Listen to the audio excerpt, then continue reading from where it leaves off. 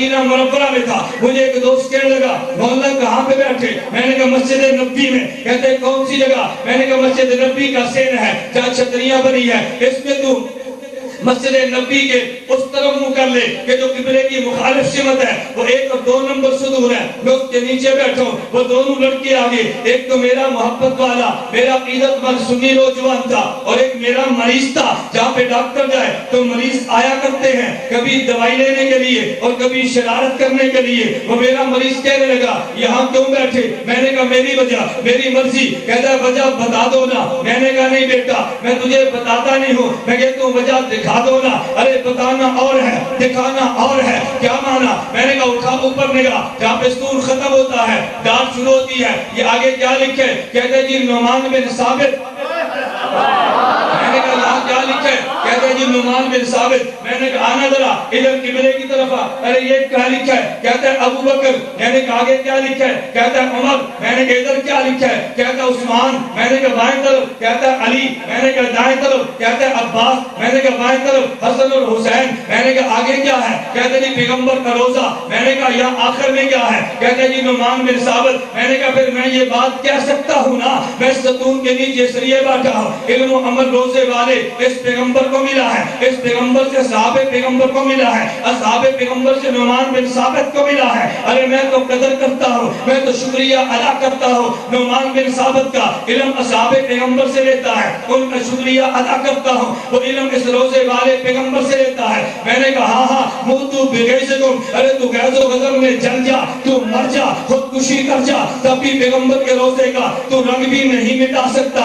اصحاب پیغمبر کے نام چمکتے رہیں گے، ان کی چمک کو تو کھرچ نہیں سکتا۔ میرا نعمان بن ثابت بھی دھمکتا رہے گا، اس کو تو نہیں بدل سکتا۔ مدینے میں آج پیغمبر کا روزہ ہے، اصحاب پیغمبر کا صبح ہے، نعمان بن ثابت بھی چمکتا ہے۔ پھر میں کہتا ہوں نا میں نعمان بن ثابت سے صحابہ تک پہنچا ہوں، ارے صحابہ سے پیغمبر تک پہنچا ہوں، اس لیے پیغمبر میری منزل کا نام ہے، ابو حنیفہ میرے راستے کا نام ہے۔ میں کہتا ہوں ہم نے ابو حنیفہ کو راستہ مان کے پیغمبر کو منزل مانا ہے۔ وہ میرا مریض کہنے لگا، کہتا حضرت یہ بات تو سمجھ آئی۔ میں نے کہا تو مان بھی تو لینا، اگر مانے گا تو اگلی بات چلے گی۔ میں آج بھی جنگ میں کہتا ہوں اگر کوئی غیر مقلد مانے چلا ہو، اگر کوئی انگریز کا ایجنٹ موجود ہو، ارے جس مولوی کو تو نے مانا ہے اس مولوی کا نام مسجد نبی کی لیٹرین پر بھی موجود نہیں ہے، اور جس کو امام میں نے مانا ہے اس کا پیغمبر کے روزے کے سامنے مسجد نبی پہ ستون پہ نام موجود ہے، تو بتا میں تیرے ملا کو مانوں یا اپنے نعمان بن ثابت کو مان دوں؟ وہ آج بھی پیغمبر کے روزے کے سامنے ہے، قیامت کو بھی نبوت کے روزے کوثر پہ ہوگا۔ وہ مجھے پھر کہنے لگا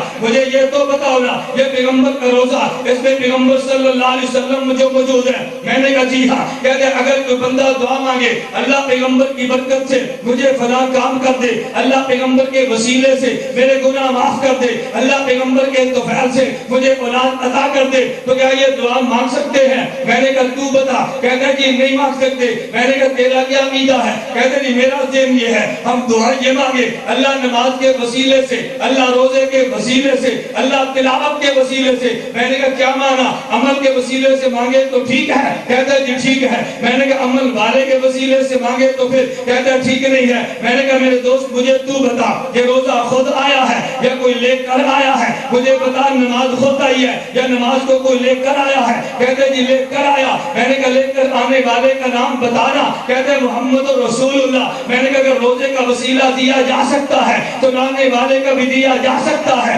اگر جہاد کا وسیلہ دیا جا سکتا ہے تو جہاد لانے والے کا دیا جا سکتا ہے۔ میں نے کہا مجھے تو بتا تو نے نماز کا وسیلہ کیوں بنایا ہے؟ کہتے ہیں نماز سے اللہ کا قرب ملتا ہے۔ میں نے کہا روزے کا وسیلہ کیوں بنایا ہے؟ کہتے ہیں اس سے اللہ کا قرب ملتا ہے۔ میں نے کہا عمل کا وسیلہ کیوں بنایا؟ کہتے ہیں اللہ کا قرب ملتا ہے۔ میں نے کہا ایک عقیدہ تیرا ہے اور ایک میں عقیدہ میرا ہے۔ میرا عقیدہ یہ ہے نماز سے قرب ملتا ہے ضرور ملتا ہے، روزے سے قرب ملتا ہے ضرور ملتا ہے، لیکن ایمان کے بعد خدا کی قسم جو قرب پیغمبر کے وجود سے ملتا ہے وہ نماز سے بھی نہیں ملتا، وہ روزے سے بھی نہیں ملتا۔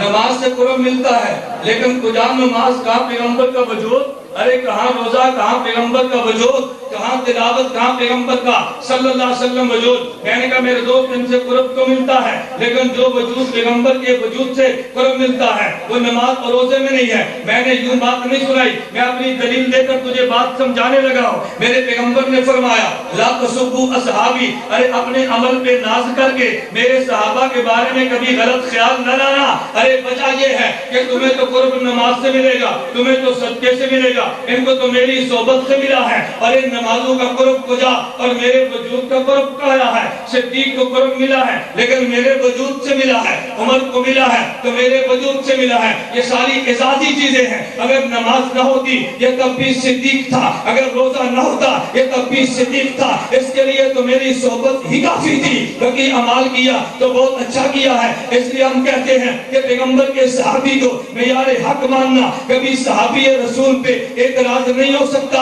ارے وجہ یہ ہے کہ اگر تو اعتراض کرے گا یا عقیدے کی وجہ سے کرے گا یا عمل کی وجہ سے کرے گا، عقیدے کی وجہ سے بھی پیغمبر کے صحابہ پہ اعتراض نہیں ہے، ارے عمل کی وجہ سے بھی پیغمبر کے صحابہ پہ اعتراض نہیں ہے۔